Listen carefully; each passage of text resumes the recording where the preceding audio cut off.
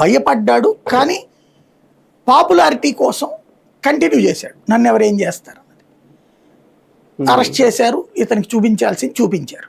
మామూలుగా ఆ physical assault నేను ఒప్పుకోను, కానీ ఇతని విషయంలో వాళ్ళకి ఎంత కసి ఉంటుంది అన్నది కూడా అర్థం చేసుకోవాల్సిన అంశం అక్కడ. ఇప్పుడు నిన్నటిది ఏంటంటే, మొన్నటిదాకా ఒక దుర్మార్గుడు, రాక్షసుడు, రౌడీ షీటర్ అని చెప్పిన వాళ్ళు ఇప్పుడు అతని బాధితుడిగా ప్రొజెక్ట్ చేయాల్సిన అవసరం ఏంటో నాకు అర్థం కాలే. ఇది వీళ్ళ స్ట్రాటజిక్ ఫెయిల్యూర్, కూటమి సంబంధించినటువంటి వాళ్ళది.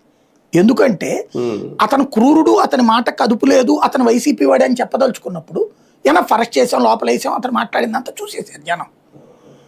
ఇప్పుడు వచ్చి అతను వాళ్ళ ఇంటి ముందు కూర్చోబెట్టి ఫస్ట్ వెళ్ళింది అక్కడ ABN, TV5, తర్వాత తెలుగుదేశం అనుకూల సోషల్ మీడియా అంతా అతనికి లైవ్లోను, కవరేజ్లు, ఇంటర్వ్యూలు చేశారు. అది ఎవరికి ప్రయోజనం? సాక్షి ఏమైనా పెట్టిందా? లేదు కదా.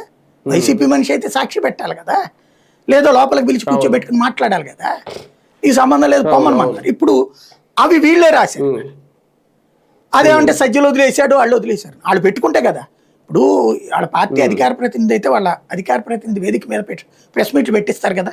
గత 5 ఏళ్లలో అట్టగేమైనా పెట్టించారా? రెండోది, ఇతను Republican party of India working ప్రెసిడెంట్గా విజిటింగ్ కార్డులు వేయించుకుని తిరిగాడు. అతను